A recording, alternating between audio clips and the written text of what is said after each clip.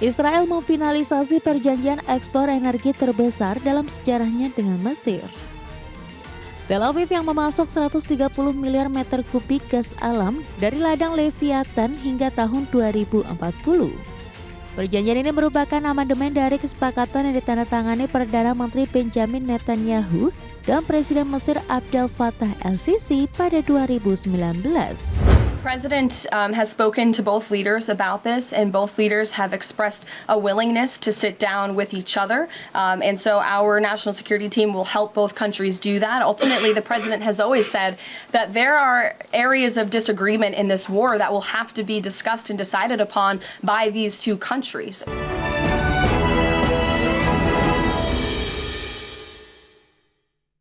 Kembali bersama kami di Prime Market Highlights, pemirsa, kita ke informasi mancanegara. Israel memfinalisasi perjanjian ekspor energi terbesar dalam sejarahnya dengan Mesir.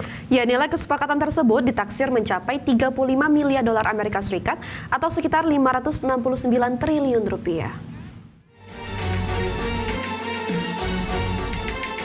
Israel memfinalisasi perjanjian ekspor energi terbesar dalam sejarahnya dengan Mesir. Tel Aviv yang memasok 130 miliar meter kubik gas alam dari ladang Leviathan hingga tahun 2040. Perjanjian ini merupakan amandemen dari kesepakatan yang ditandatangani Perdana Menteri Benjamin Netanyahu dan Presiden Mesir Abdel Fattah el-Sisi pada 2019. Saat itu jumlah ekspor hanya ditetapkan sekitar 60 miliar kubik pada awal 2020-an. Kini volume ekspor meningkat lebih dari 2 kali lipat, menunjukkan penguatan kerjasama energi kedua negara. Langkah ini membuka peluang Israel memperluas pasar gasnya hingga ke Asia dan Eropa. Sementara bagi Mesir, kontrak tersebut menjamin pasokan gas stabil untuk pembangkit listrik dan mendukung pengembangan sektor gas alam cair atau LNG. Kedua negara pun diuntungkan dengan peran strategis dalam peta energi kawasan.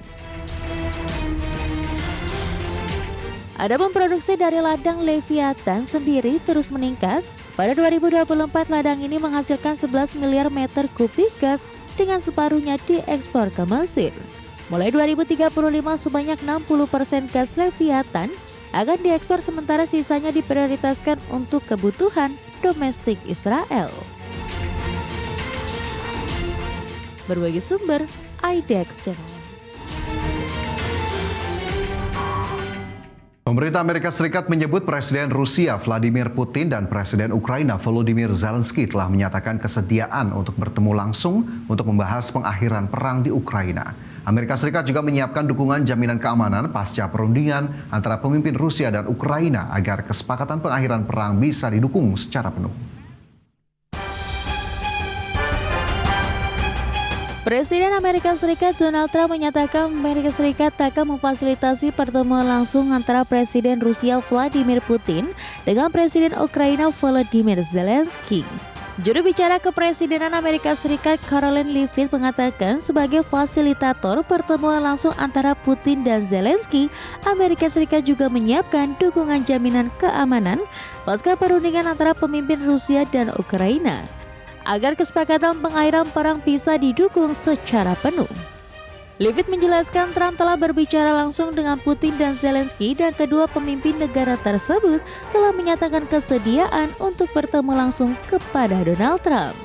The president has spoken to both leaders about this, and both leaders have expressed a willingness to sit down with each other.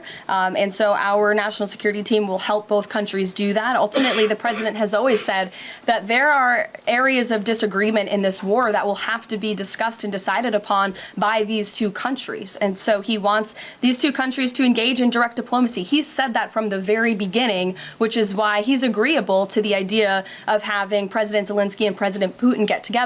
And I understand accommodations for that meeting are underway. As soon as we hear more details, we'll be sure to let all of you know.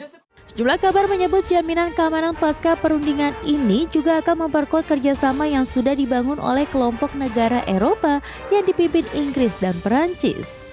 Jaminan keamanan tersebut diperkirakan akan mencakup pembentukan pasukan multinasional di masa depan, meski formatnya belum ditentukan. Berbagi sumber, IDX Channel. Pemerintah Lebanon menyerukan agar dilakukannya perpanjangan tugas pasukan penjaga perdamaian PBB sementara di Lebanon atau UNIFIL.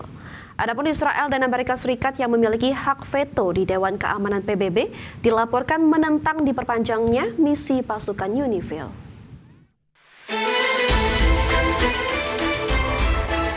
Presiden Lebanon Joseph Aoun menyerukan agar mandat penugasan pasukan penjaga perdamaian PBB sementara di Lebanon atau UNIFIL tidak dicabut.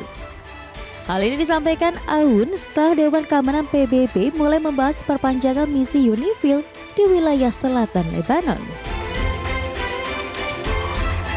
Pembahasan itu muncul setelah pemerintah Lebanon di bawah tekanan Amerika Serikat berkomitmen untuk melucuti senjata Hizbullah pada akhir tahun 2025. Adapun Israel dan Amerika Serikat yang memiliki hak veto di bawah keamanan PBB dilaporkan menentang diperpanjangnya misi pasukan UNIFIL menjaga Lebanon tersebut.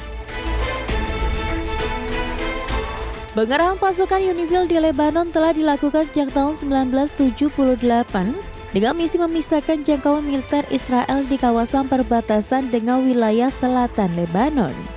Sekitar 10.000 personil UNIFIL dari sekitar 50 negara diterjunkan ke Lebanon untuk menjaga perdamaian di Lebanon tiap tahun.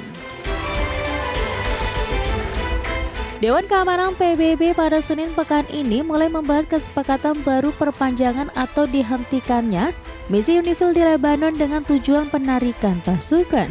Sementara Aoun mengatakan pemerintah Lebanon telah menjalin komunikasi dengan negara-negara anggota Dewan Keamanan PBB serta negara-negara sahabat untuk memastikan perpanjangan mandat UNIFIL di negaranya. Berbagai sumber, IDX Channel. Departemen Perdagangan Amerika Serikat mengumumkan kenaikan tarif produk dengan unsur baja dan aluminium terhadap lebih dari 400 jenis produk. Kenaikan tarif mencakup sejumlah produk mulai dari turbin angin, krain bergerak, bulldozer hingga peralatan berat lainnya. Kebijakan perluasan tarif masuk produk ini juga mencakup gerbong kereta, furnitur, sepeda motor, serta ratusan produk lain. Departemen Perdagangan Amerika Serikat menyebut 407 kategori produk ditambahkan ke daftar turunan baja dan aluminium yang dikenakan tarif sektoral dengan bea masuk sebesar 50% atas kandungan baja dan aluminium di dalamnya. Produk yang masuk cakupan dalam daftar terbaru termasuk komponen impor untuk sistem knalpot otomotif serta baja listrik yang digunakan dalam kendaraan listrik. Adapun tarif baru yang akan segera berlaku juga mencakup kompresor dan pompa. Pemirsa, ekspor Jepang anjlok 2,6% pada Juli 2025 menjadi 9,36 triliun yen atau sekitar 1.032 triliun rupiah. Ya, ini merupakan penurunan ekspor terburuk dalam 4 tahun terakhir. Ekspor Jepang anjlok 2,6% pada Juli 2025 menjadi 9,36 triliun yen atau sekitar 1.032 triliun rupiah.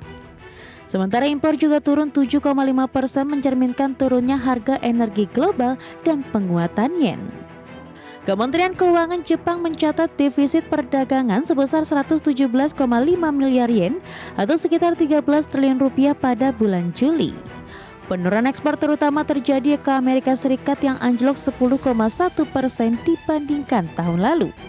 Kondisi ini menandai penurunan bulanan ekspor ke Amerika Serikat selama 4 bulan berturut-turut.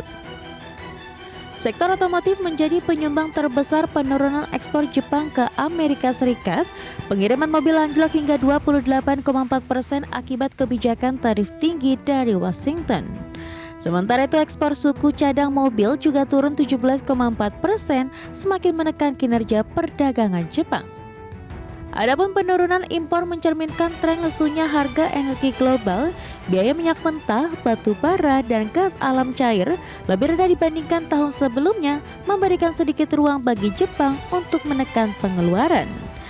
Namun pelemahan ekspor yang berlarut-larut tetap menjadi kekhawatiran besar bagi perekonomian Jepang ke depan.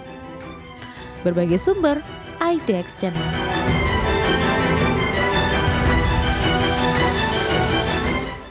Eastman Kodak menghadapi utang senilai 8,61 triliun rupiah. Ya, informasinya kami hadirkan untuk Anda sesaat lagi. Pastikan Anda masih bersama kami.